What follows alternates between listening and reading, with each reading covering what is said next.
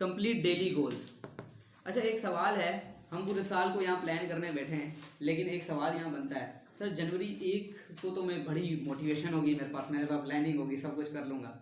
जनवरी 2 को भी कर लूँगा, करते करते जनवरी 10 तक लोग करते हैं मैक्सिमम, जनवरी 15 तक, चलो जनवरी पूरा, फिर लोगों से क्या होता है उनकी रेजोल्यूशन पूरी नहीं होती न्यू ईयर की। सवाल है ना क्यों नहीं होती सर? एक वजह, हाँ कंसिस्टेंस क्यों नहीं रहते, इसकी भी एक वजह, क्या आप वजह है इसके पीछे? अब्दुल्ला बेटा गेट बंद करो। प्लानिंग सही नहीं होती।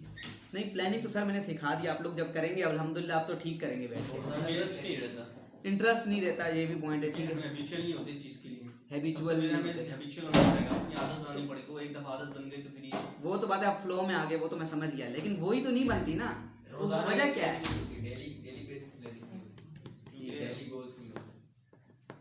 ये भी फैक्टर हो सकता है कि इंसान की नफ्सियात ऐसी है कि वो एक जगह मतलब उससे थक जाता है, थक भी जाता है, माइंड में बहुत सारी ऐसी चीज़ें आती हैं कि वो कंसिस्टेंट नहीं पाता, लेकिन वो ये भी हो सकता है उनको रिवॉर्ड नहीं मिल रहा होता है इतनी जल्दी। ये पॉइंट पकड़ा है सर, ये पॉइंट ये मैं सुनना चाहता था सर। पता है आपको आप रोज क्यों छोड़ देते हो?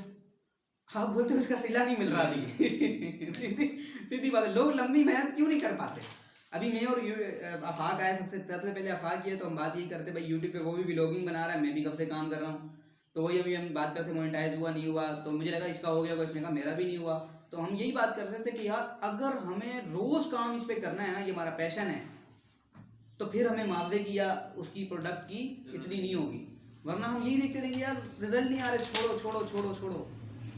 सर अब मैं आपको बताऊँ, अब जब पूरे साल का अपने प्लान बनाए ना सर, उसका रिजल्ट कैसे आएगा और आप क्यों नहीं छोड़ोगे? मैं बता रहा हूँ सर, रिजल्ट तो आपको डायरेक्ट नहीं मिलना, ये तो आप पहले से माइंड बना लो, ये पहले से माइंड आपके होना चाहिए, रियलिटी को तो मानना है, लेकिन ये कि फिर इस रियलिटी को मानने के बाद हम उसको पकड़ें कैसे, यानी इधर उधर क्या क्या करें जो ना हो। सर इसमें मैं आपको विल स्मिथ की सुनाता हूँ कहानी। विल स्मिथ को कोई जानता है यहाँ पे? एक्टर बहुत बड़ा एक्टर, और परसेंट ऑफ हैप्पीनेस की एक बात आपने नोट की, इसकी लेवल के जितने बड़े एक्टर हैं वो सब गोरे हैं, काला कोई इतना बड़ा एक्टर नहीं है जितना ये, नोट कर भी नहीं है, ऐसा नहीं है ना। यही से इंटरव्यू में पूछा गया, इंटरव्यू वाले ने पूछा भाई आपको 25 साल आपने हॉलीवुड जैसी इंडस्ट्री में अपना नाम बना के रखा, और सर ये ऐसा एक्टर है जिसने हर रोल किया है, जैसे बॉलीवुड में मुझे नहीं पता लेकिन कहीं सुना था जब हम देखते थे, अब तो नहीं देखते, देखा था तो सुनते थे, अक्षय कुमार ऐसा बंदा जिसने हर रोल किया है। तो हॉलीवुड में विल स्मिथ सर वो बंदा है जो ब्लैक है, 25 साल से अपना करियर उसने बनाया हुआ, यानी 25 साल में वो नीचे नहीं गया।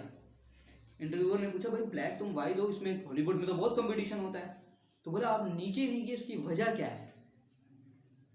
और आप 25 साल तक ऊपर बने रहे, क्या वजह है इसमें? सर उसने बड़ा ज़बरदस्त जवाब दिया जो मुझे डेली गोल्स का मिल गया। उसने कहा मैं छोटा था ना, मेरे माँ और बाप ने मुझे एक चीज़ सिखाई थी, बेटा डेली जो है ना 10, हम लोग कहते दीवार बन रही थी एक दीवार, कहते उन्होंने मुझे बोला कि सिर्फ 10 मिनट में ना एक ईंट लगानी है अच्छे से अच्छी, एक ईंट बहुत अच्छी सी लगानी है। कहता है एक ईंट डेली का ये सोच के रखोगे ना, एक ईंट लगानी है, एक ईंट लगानी है, हर 10 मिनट में बस एक ईंट लगानी है, एक ईंट लगानी है, एक ईंट लगानी है, दीवार अपने आप बन के खड़ी हो जाएगी, पता भी नहीं लगेगा।